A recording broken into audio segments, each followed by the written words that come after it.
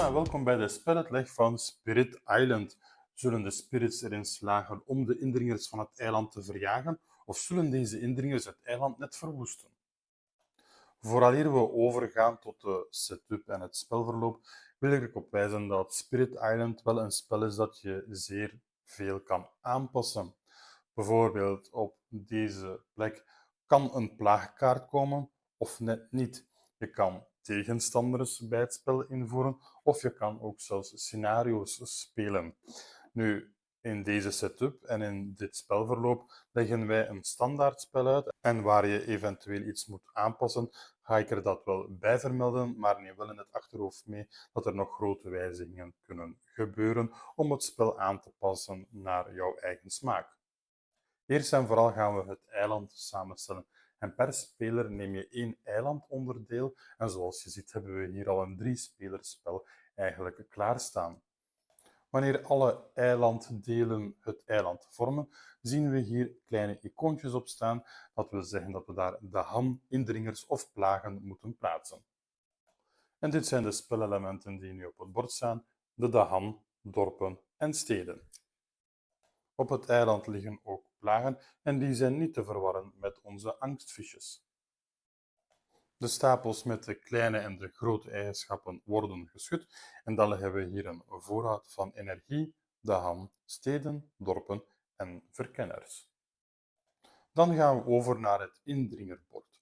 En wat gaan we doen? Eerst en vooral 4 angstvisjes per speler in de angstvoorraad stoppen. We zijn met 3 spelers, dus dit zijn 12 visjes.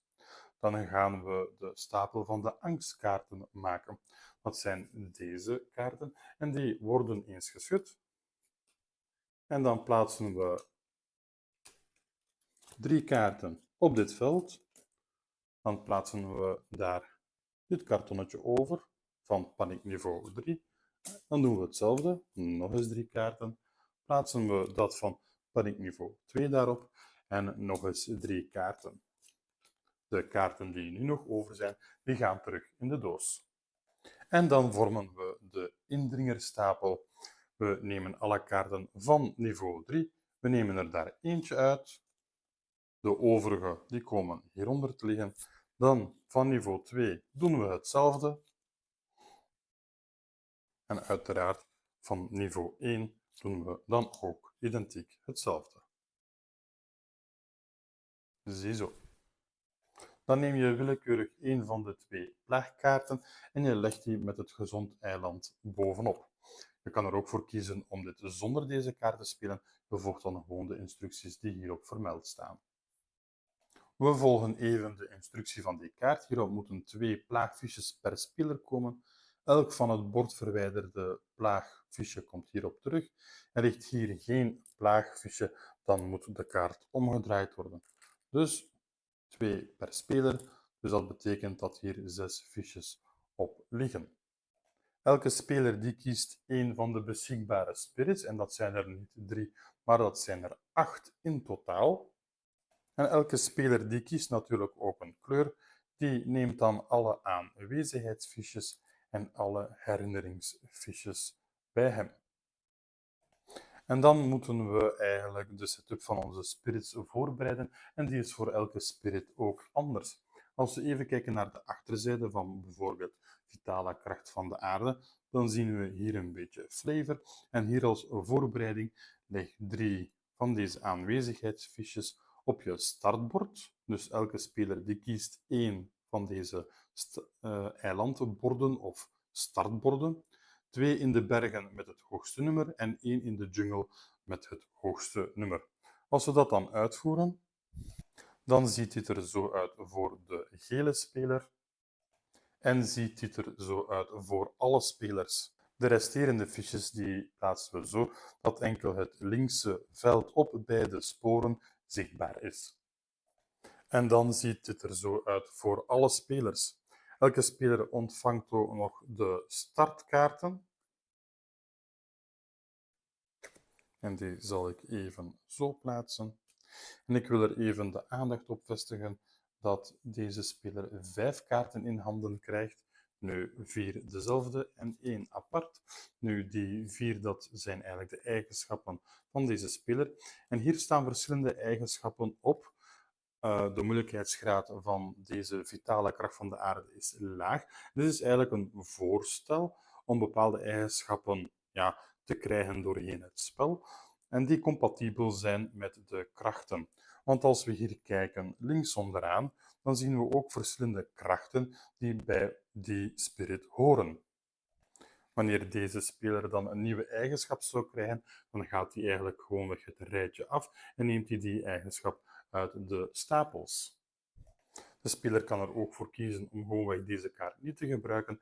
Die gaat dan terug in de doos en die speelt dan gewoon met de 4 startkaarten.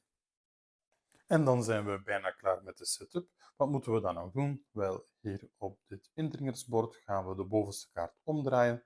We zien hier een zandgebied en op elk zandgebied op ons eiland zal een verkenner komen. En dat zijn eigenlijk deze kereltjes.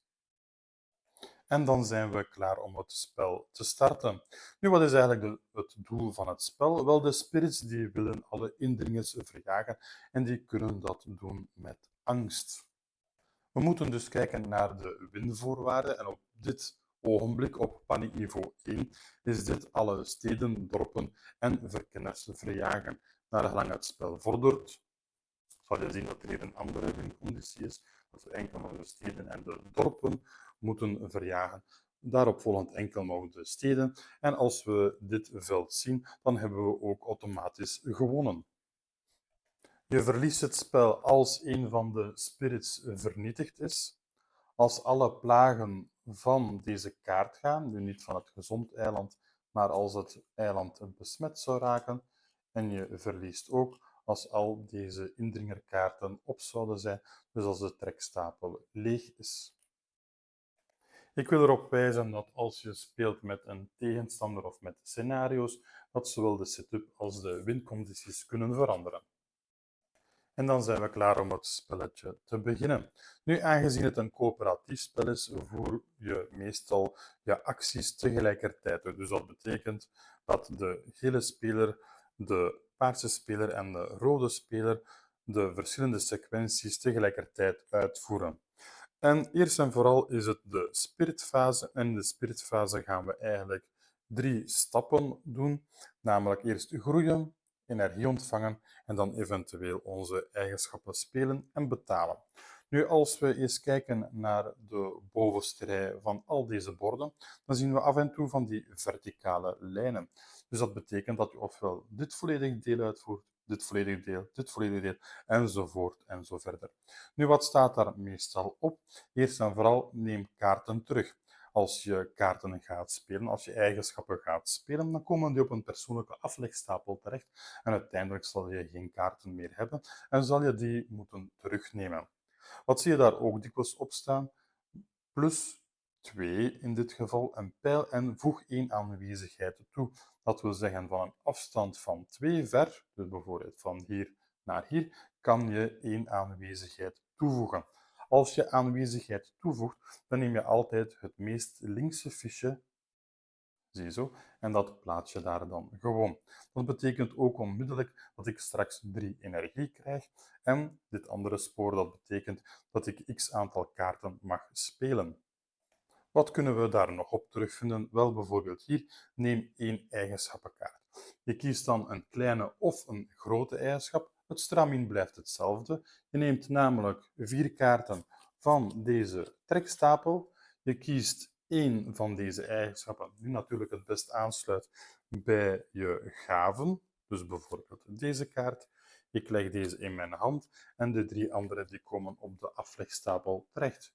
Wat is nu het verschil met een kleine en een grote eigenschap? Wel, als je een grote eigenschap neemt, dan zal je een van je eigenschappen die je reeds bezit moeten weggooien op de aflegstapel en dat kan ook een van je startkaarten zijn. Wat vinden we daar bijvoorbeeld nog op terug? Wel, energie ontvangen. Als je energie ontvangt, dan neem je een aantal fiches uit de voorraad en die komen dan bij jou te liggen. Die energie heb je nodig om de kost van deze kaarten te kunnen betalen. Ik wil er ook even op wijzen, want dat was bij ons in het begin niet zozeer duidelijk, dat er af en toe één schijfje afgebeeld staat en soms twee schijfjes. Wel, als je twee schijfjes afgebeeld hebt, dan is het eigenlijk een heiligdom en mag je die op elkaar leggen. Die ontgrendelen soms nog speciale vaardigheden, zoals hier verdedig 3 in elk land waar je een heiligdom hebt. Nu, er is zeer veel iconografie, maar op de achterzijde van het regelboek kan je de uitleg vinden van al deze icoontjes. En kom je er dan nog moeilijk uit, wel, dan is er nog een inhoudsopgave of een begrippenlijst, beter gezegd een index, waar alle verschillende termen in staan en ook de verwijzing naar de pagina's waar je dit kan terugvinden in het regelboek.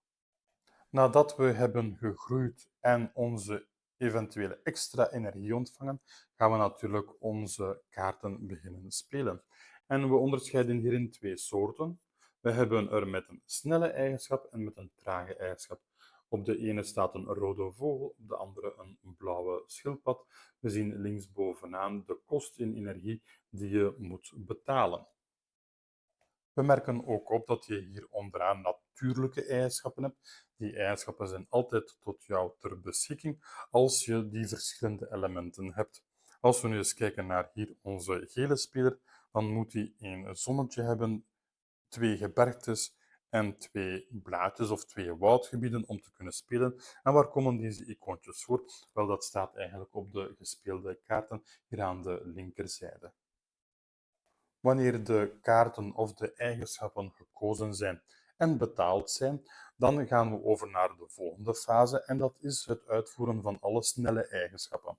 Die zorgen er veelal voor dat er dorpen vernietigd worden, dat er Dahan, dit zijn de inwoners van het eiland die aan onze zijde staan, ergens naartoe gaan, of we kunnen plagen wegdoen, of we kunnen die verkenners nog een andere richting geven. Dat is zeer afhankelijk van welke spirits je in het begin van het spel gekozen hebt. Na het afhandelen van de snelle eigenschappen moeten we het besmet eilandeffect afhandelen. Nu, in het begin van het spel heb je dat nog niet voor, maar naargelang het spel vordert, kan het zijn dat er een besmet eiland is en dan moet je eigenlijk lezen wat er op de kaart staat en dit dan ook uitvoeren.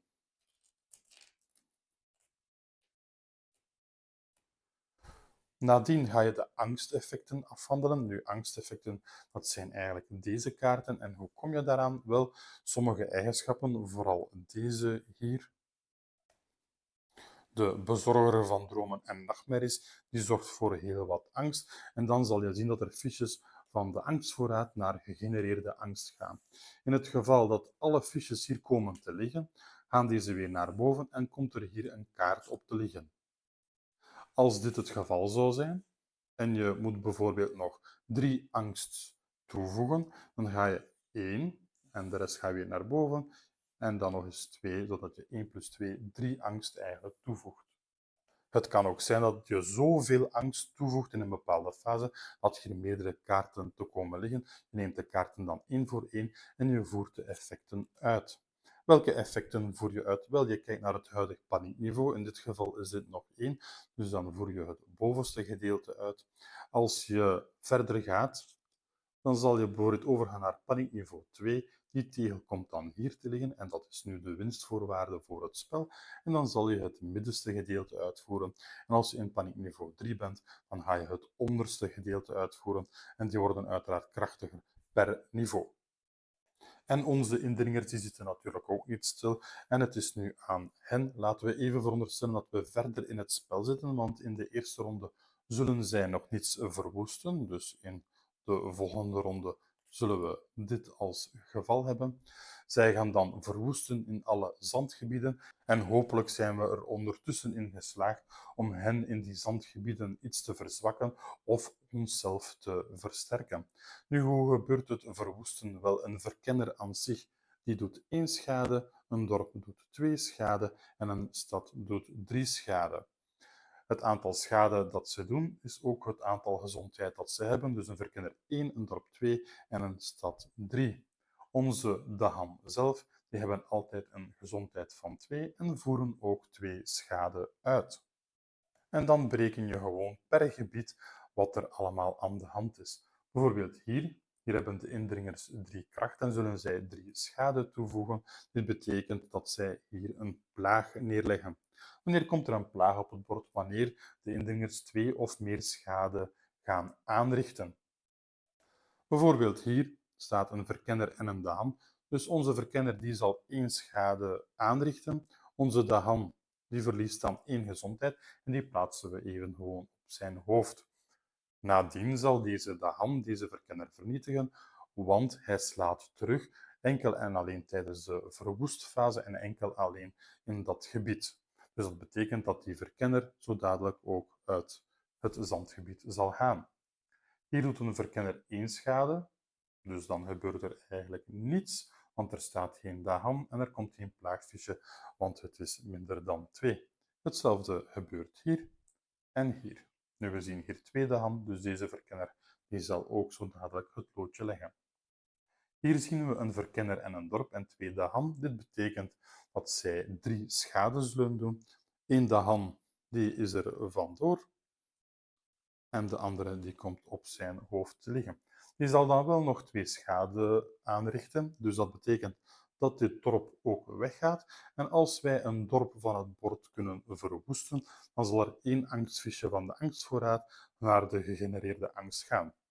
Gebeurt dat met een stad, dan gaan we zelfs 2 angst genereren.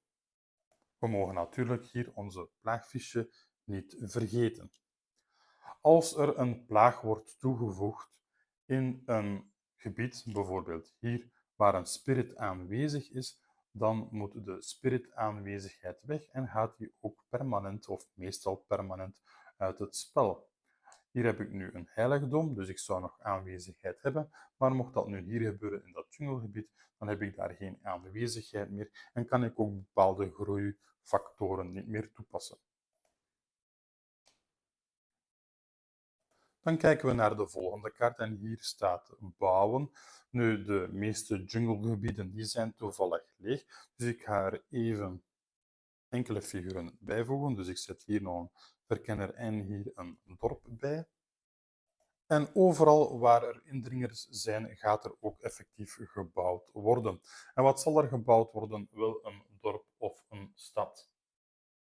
Als een gebied meer dorpen dan steden heeft, dan komt daar een stad. En dat is hier het geval. Ik heb hier 1 dorp en geen enkele stad, dus daar komt ook een stad bij. Let op, ik wissel die niet in, die komen er effectief gewoon bij. Deze verkenner die zorgt ervoor dat er een dorp komt te staan en deze stad zorgt er ook voor dat er een dorp komt te staan. Dus als er meer dorpen zijn dan steden, dan komt er een stad en in elk ander geval plaats je gewoonweg een dorp. En onze indringers die gaan het eiland ook verder verkennen. Dus de bovenste kaart wordt omgedraaid. Het is een moerasgebied. En dan plaatsen we een verkenner in elk moerasgebied waar een dorp of stad is, of dat grenst aan een dorp, stad of oceaan. Dus in dit geval betekent dit dat er hier een verkenner komt, want dit gebied grenst aan een oceaan. Hier staat een dorp, dus daar komt ook een verkenner. Dit gebied grenst zowel aan een oceaan als aan een dorp of een stad, dus hier komt zeker en vast een verkenner. Hier hetzelfde met de oceaan. Hier hetzelfde met dit dorp. En dan hier ook hetzelfde met deze verschillende dorpen. Wanneer we hebben verkend, gaat deze kaart naar de aflegstapel. Die komt naar verwoesten en deze komt naar bouwen. Wanneer dit gebeurd is, dan worden de trage eigenschappen uitgevoerd. Dus als een spirit een trage eigenschap heeft geactiveerd, dan wordt die nu pas uitgevoerd.